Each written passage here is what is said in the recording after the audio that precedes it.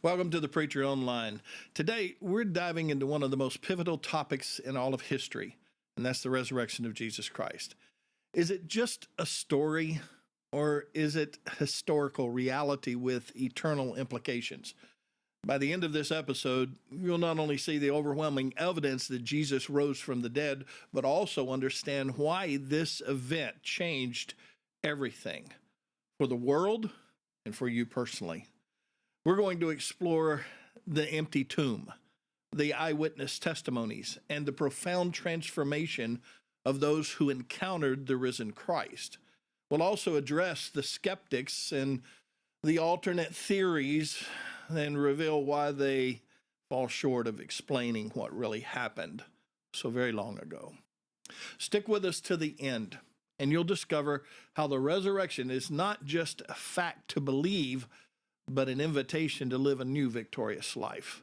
And if you're ready to take that next step, we'll actually show you exactly how to respond to this life-changing truth. So don't go anywhere. Don't forget to like, subscribe, and turn on notifications right now so that you never miss an episode. And while you're here, drop a comment letting us know where you're watching from and what questions you'd like to talk about in future episodes. Welcome to the Preacher Online. Let's get to work. The Preacher Online. Now, the first thing we need to look at is the empty tomb. The empty tomb stands as a foundational piece of evidence for the resurrection of Jesus Christ. It is one of the most well-documented facts in the gospel accounts, and its implications are profound. There are historical facts that are connected to the burial of Christ. He was buried in a tomb that was owned by Joseph of Arimathea, who was a prominent and respected member of the Jewish council, the Sanhedrin. In Matthew 27, verses 57 through 60, that passage records that Joseph, who had become a secret follower of Christ, courageously went to Pilate to request Jesus' body for burial. Now, that's significant because Joseph's high standing in Jewish society made him a well-known public figure. His involvement provided credibility to the burial account, as any false claims about the burial could easily be challenged by those who knew Joseph or his associates with the tomb.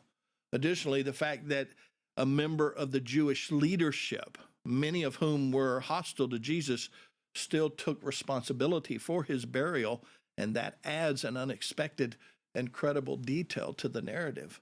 And then, of course, we need to understand that the tomb's location was known. The tomb wasn't a secretive or anonymous burial place, but a specific, identifiable location near Jerusalem. According to the Gospels, it was a new tomb that was hewn from rock, and it was situated in a garden that was close to the site of the crucifixion. John 19, 41 and 42. Now, this proximity and visibility meant that both Jesus' followers and his critics knew where he was buried.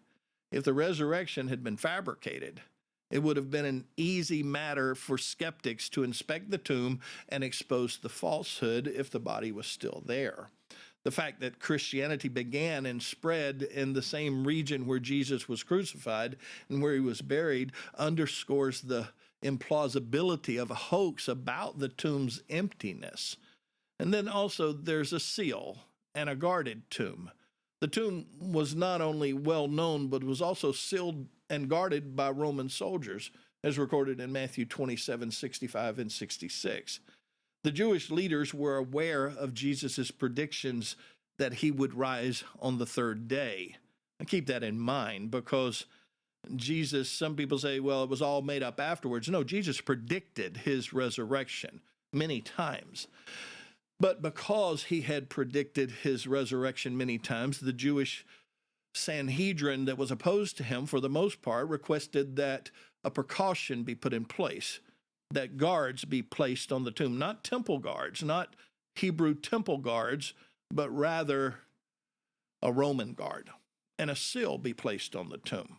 Now, Roman guards were highly disciplined, and the penalty for the dereliction of duty was severe. It could mean crucifixion for them. I know Romans in normal society, Roman citizens were exempt from crucifixion, but soldiers were not.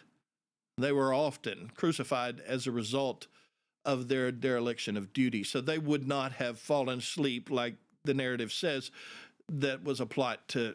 No, we'll get to that in just a moment.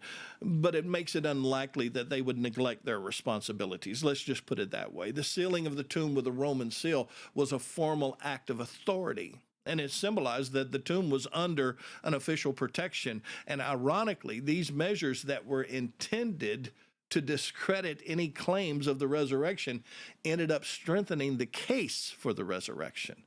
The presence of guards and a seal made it impossible for Jesus' followers or anyone else to steal the body without detection. The empty tomb, therefore, became a powerful testament to the reality of the resurrection.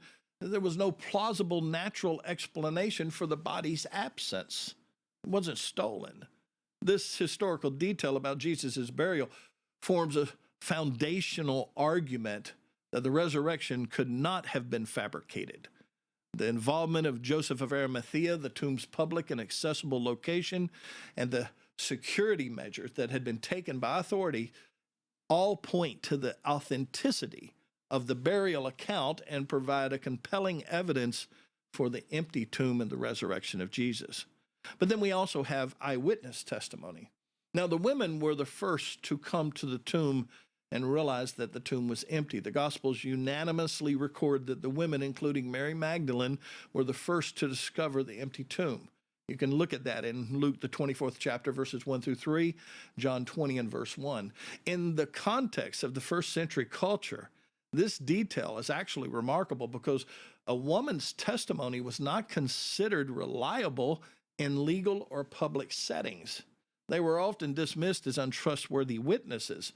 If the resurrection were a fabricated story that was designed to persuade skeptics, the authors would have logically chosen men, preferably well-known, respected figures like Peter and John as the first witnesses to lend credibility to the claims that the tomb was empty.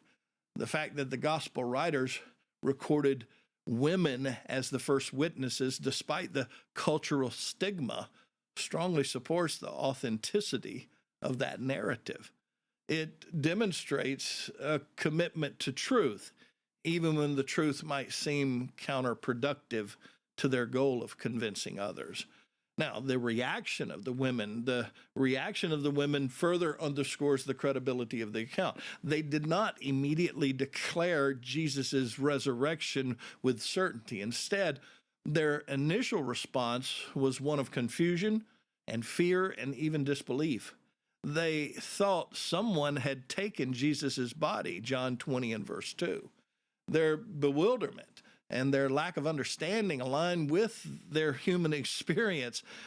Dead people don't come up out of the grave. An unexpected, unprecedented event would have to evoke those kind of reactions. The body is no longer in the tomb. And this raw, unembellished portrayal of their emotions actually adds to the narrative and its authenticity.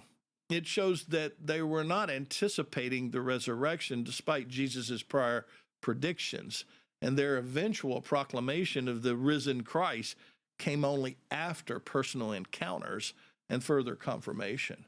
The inclusion of women as the first eyewitnesses and their genuine human reaction reflect the historical reliability of the resurrection accounts.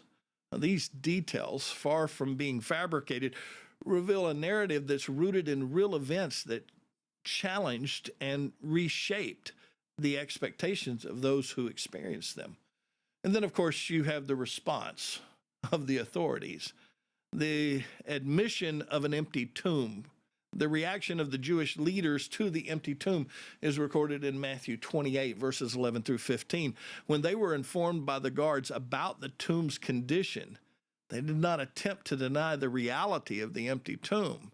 Instead, they devised a plan to explain it away and to bribe the guards to spread the story that the disciples had stolen the body during the night. Now, this response is highly significant because it indirectly confirms that the tomb was indeed empty. If the body of Jesus had been in the tomb, I promise you, the authorities would have easily squashed any claims of the resurrection. They would have took the body of Jesus and nailed it to the walls of Jerusalem to prove that he had not risen from the dead. I know that's sort of grotesque, but still, they would have done that to disprove the resurrection. But they couldn't produce a body. They couldn't produce a body for public view. Their failure to do so and their reliance on a fabricated explanation serves as an admission that they could not account for the missing body. And then, of course, there's the failed counter narrative, the stolen body story. While it tended to actually discredit the resurrection, it inherently is self-defeating. By promoting the narrative, the Jewish leaders unintentionally validated the most critical component of the resurrection claim. The tomb was empty, and Jesus' body was no longer there. In addition to that, the suggestion that the disciples, an unarmed, demoralized group of fishermen and followers, could overpower Roman guards and orchestrate a theft under such heavy scrutiny strains credibility itself. It also fails to account for the transformation of the disciples who went from fearful and disheartened to bold proclaimers of the resurrection, willing to face persecution and even death for their testimony. The stolen body does not address those realities, and ultimately, the stolen body theory reinforces the plausibility of the resurrection. The actions of the authorities, including their acknowledgement of the empty tomb and their flawed counter-narrative, bolster the historical credibility of the resurrection. Their attempts to suppress the truth only highlight the difficulty of refuting the reality of an empty tomb. But there are alternative theories regarding the missing body. There's the stolen body theory. Now, the tomb where Jesus was buried was secured by these trained Roman soldiers, as recorded in Matthew 27, 65, and 66. These guards were highly disciplined professionals, and their failure to perform their duty could result in their own execution under Roman law. I've already talked about Roman soldiers could be executed by virtue of crucifixion.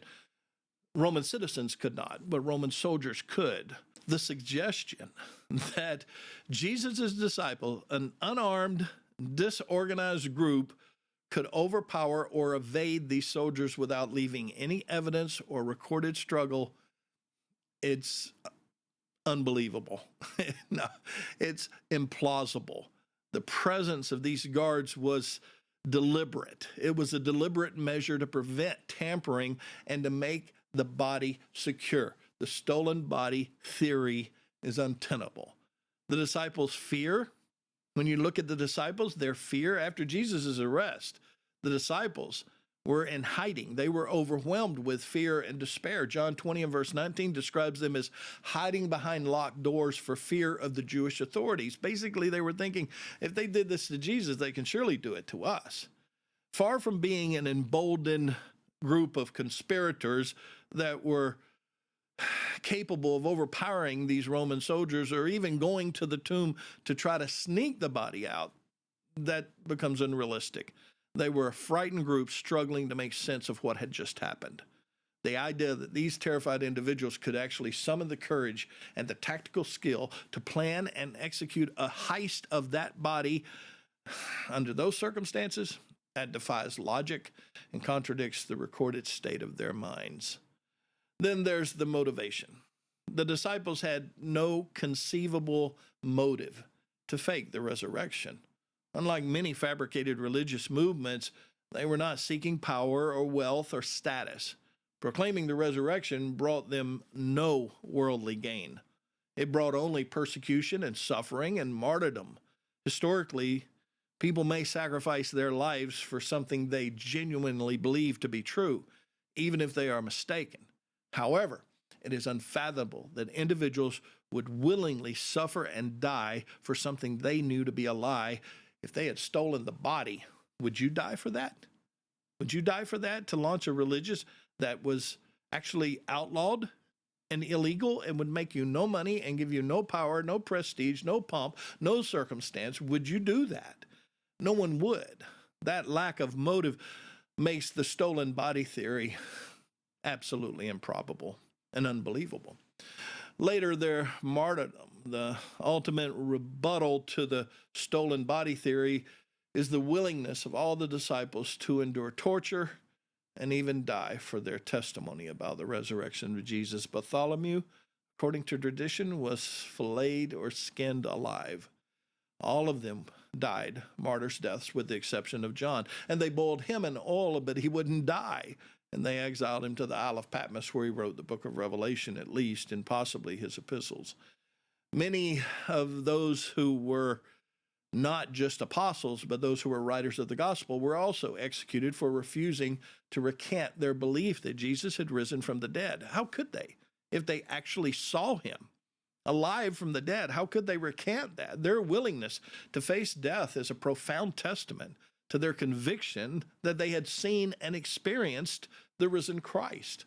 The stolen body theory fails to account for the historical and psychological realities that surrounded the resurrection. The presence of Roman guards, the disciples' initial fear, their lack of motive, and their ultimate willingness to die for their belief all point to the authenticity of the resurrection rather than a fabricated conspiracy. Of course, there's another theory, and that's the wrong tomb theory. I've already touched on the fact that everybody knew where the tomb was. But the suggestion that the women and the disciples and anyone else that was connected to this resurrection story mistakenly went to the wrong tomb, that's implausible. I mean, given that the tomb belonged to Joseph of Arimathea, a prominent and respected member of the Jewish council, his association with the burial ensured that the location of the tomb was well known not only to Jesus' followers, but also to the Jewish leaders and the Roman authorities. The burial site was in close proximity to Jerusalem and was identifiable by nature. It was close to where Jesus was crucified. It's described as a new tomb that was hewn out of rock. And that eliminates the possibility of confusion about where it was located. Matthew 27 and verse 60. There was public verification. If the resurrection claims were based on an era, whether it be the stolen body or some other event that might be suggested, such a visiting the wrong tomb, that wouldn't have happened. It would have been easy for the Jewish leaders or the Roman authorities to disprove that claim by simply pointing to the correct tomb where the body of Jesus would have still been present. The fact that they did not do so and instead resorted to fabricating a story about the disciples stealing the body underscores that the tomb in question was indeed empty. The absence of Jesus' body was a fact that both his followers and his opponents had to grapple with, making the wrong tomb theory untenable. The gospel accounts describe how the women who came to the tomb were met by angels who proclaimed, "Why do you seek the living among the dead? He is not here, but is risen." Luke 24, 5 and 6. Now, this angelic message provides divine confirmation that the empty tomb was not a result of human error, but part of God's plan to demonstrate the resurrection. The women's astonishment and subsequent report to the disciples further affirms that they were at the correct location and that the empty tomb had profound supernatural implications. The wrong tomb theory fails to explain evidence surrounding the resurrection. The well-documented location of the tomb, the inability of the authorities to refute the claim by presenting Jesus' body, and the divine testimony of angels all point to the reality of the resurrection rather than a case of mistaken identity. Someone actually suggested grave robbery. Now, let's take a quick look at it. It's not worth a lot of time. The Jewish authorities and the Roman officials had no reason to steal Jesus' body.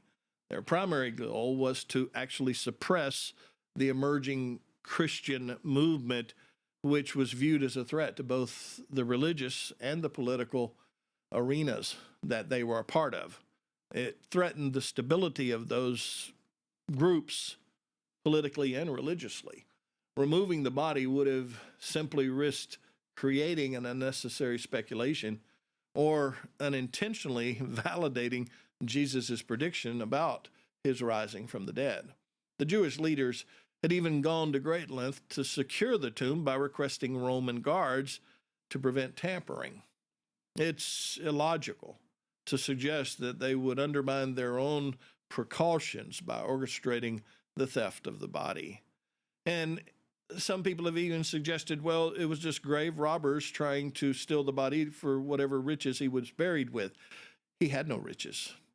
I'm sure if it was thieves who had somehow got past the Roman guards and gotten into the tomb, would have inspected the body and realized there's no wealth here. There's no rings, there's no jewelry, there's no anything, just the body of a crucified man. So it doesn't hold water. Now, failure to produce the body, that's big. If the Jewish or Roman authorities had taken Jesus' body, they could have easily and decisively debunked the resurrection claim by simply producing that body. This would have immediately discredited the disciples' testimony that Jesus had risen from the dead and halted the spread of Christianity in its infancy. It would have never got off the ground. But despite their vested interest in stopping the movement, they never presented Jesus' body.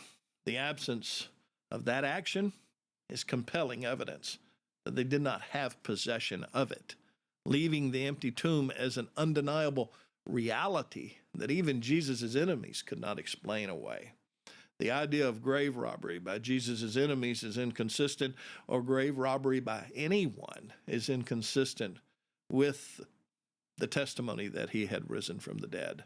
And their lack of motive and inability to produce a body further affirms the authenticity of the empty tomb and the resurrection narrative.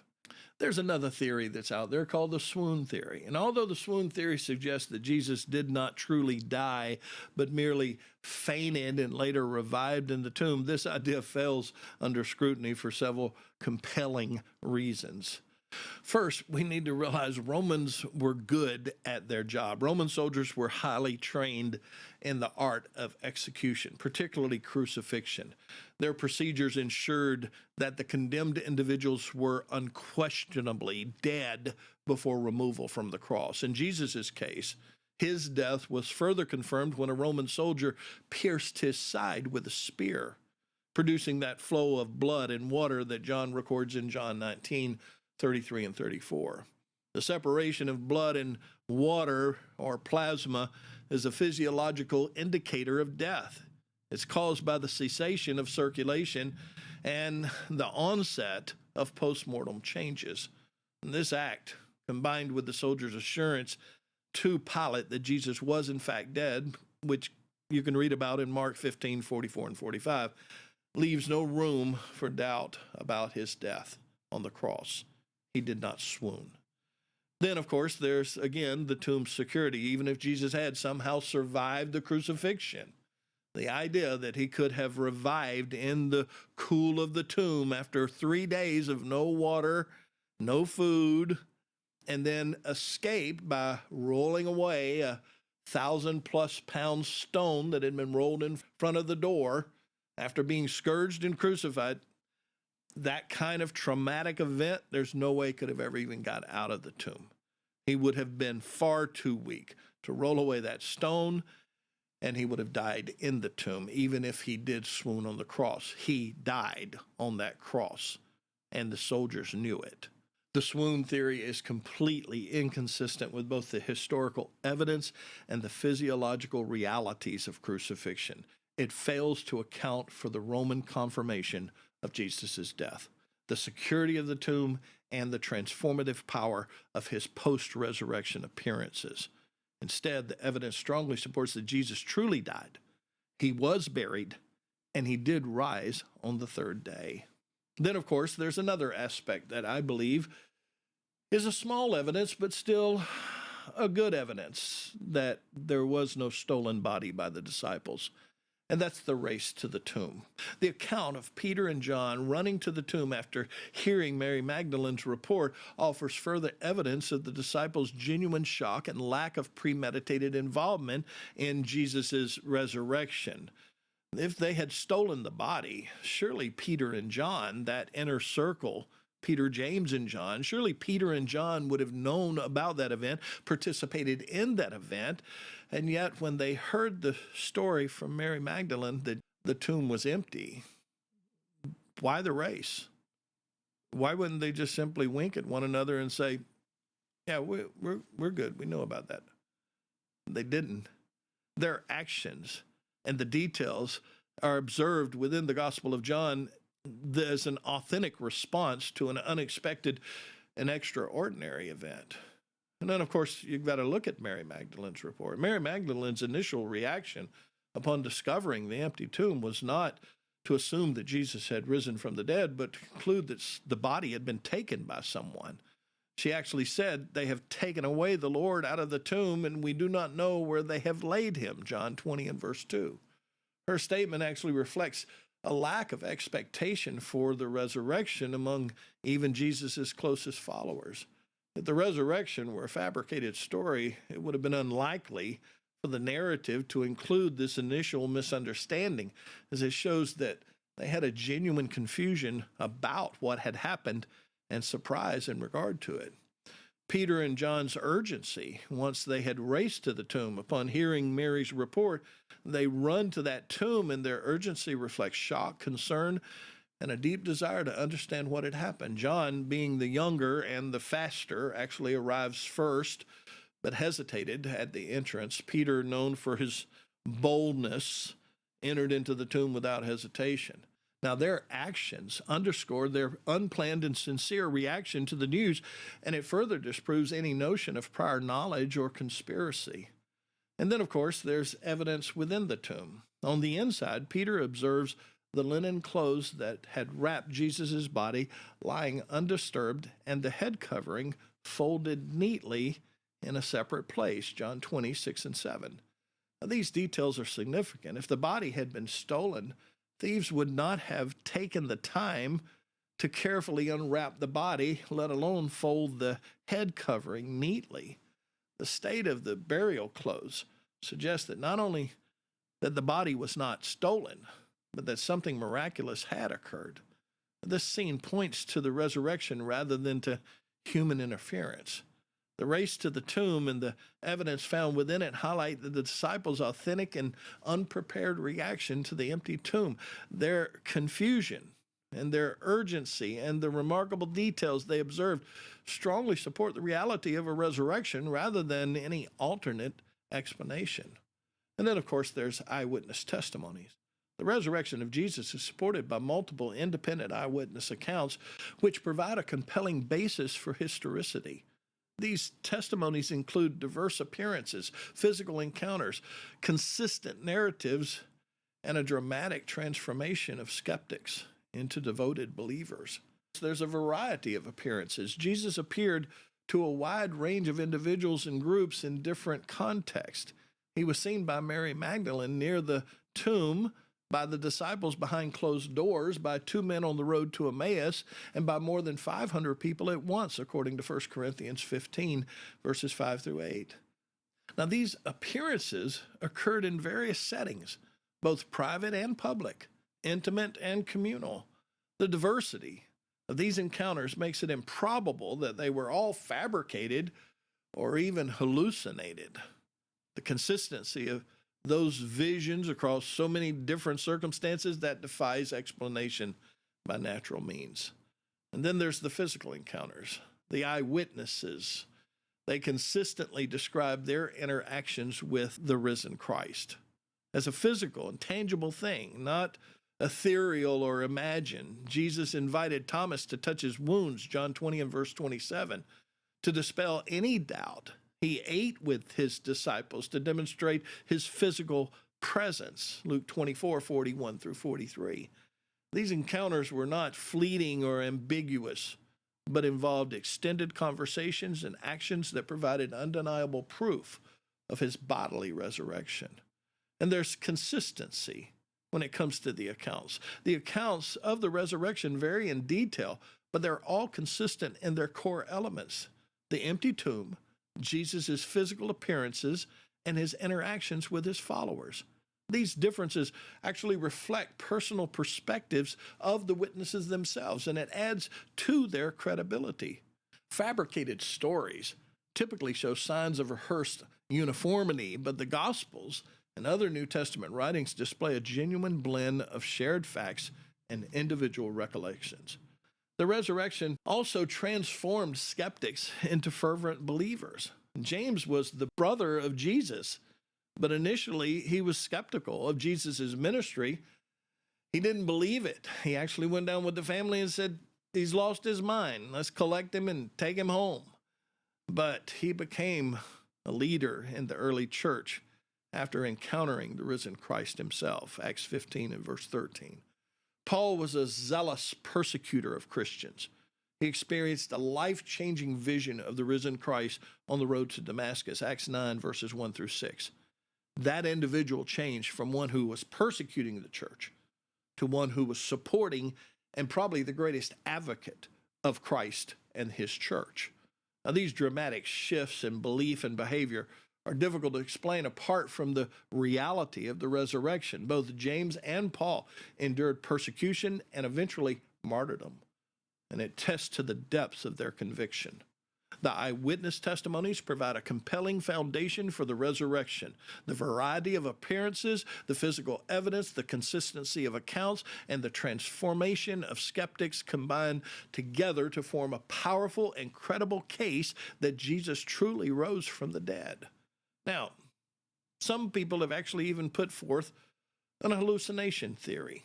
They say that the 500, they all wanted to see Christ resurrected, so there was a group hallucination, a mass hallucination of a resurrected Jesus. Well, hallucinations are by definition personal, subjective experiences that occur in the mind of an individual. The notion that 500 people could simultaneously experience the same hallucination, that defies psychological and medical understanding. Hallucinations do not occur in mass or in such a coordinated and consistent manner across diverse groups and contexts. It doesn't happen like that. And even if 500 people all had the same hallucination, it would not account for the empty tomb and the failure of the Romans and the Jews to produce the dead body of Christ. There's no way to get around that. The evidence for the resurrection of Jesus Christ is compelling, and it's undeniable. The empty tomb, the urgency of Peter and John to investigate that empty tomb, the consistent eyewitness testimonies, the radical transformation of the disciples, the inability of skeptics to disprove these events all lead to one inescapable conclusion: Jesus Christ is risen.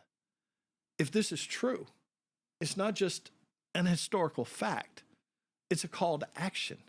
Just as John saw the evidence and believed, we too are called to respond in faith to the risen Christ. The resurrection is more than an event in history. It's an invitation to a new life that's filled with hope and purpose and the promise of everlasting life. So what will your response be? Will you accept the risen Savior and the new life that he offers you? The invitation's for you now. Jesus is risen. That changes everything. The question for us is, do we believe it? Do we really believe it? I want to thank you for joining us today on The Preacher Online. The evidence for the resurrection of Jesus Christ is life-changing. And if you've been encouraged, challenged, or blessed by the message, we'd love to hear from you. If you haven't already, make sure again that you like the video, subscribe to the channel, and turn on notifications so you never miss an episode. Share this message with your friends, with your family, with anyone who needs to hear this truth about Christ. Your support helps us spread the good news far and wide. Let us know in the comments section where you've been watching from and what topics you'd like to cover in future episodes. We'd love to hear from you, and we want to address any questions or issues that matter most to you. Here at The Preacher Online, we're all about going back to the Bible, to be Christians and only Christians, nothing more, nothing less, and nothing else. We focused on being undenominational. The church in the first century was one church. They believed one thing. That's what we need to be today. Until next time, remember, Jesus is risen, and that changes everything. God bless you. We'll see you again next week.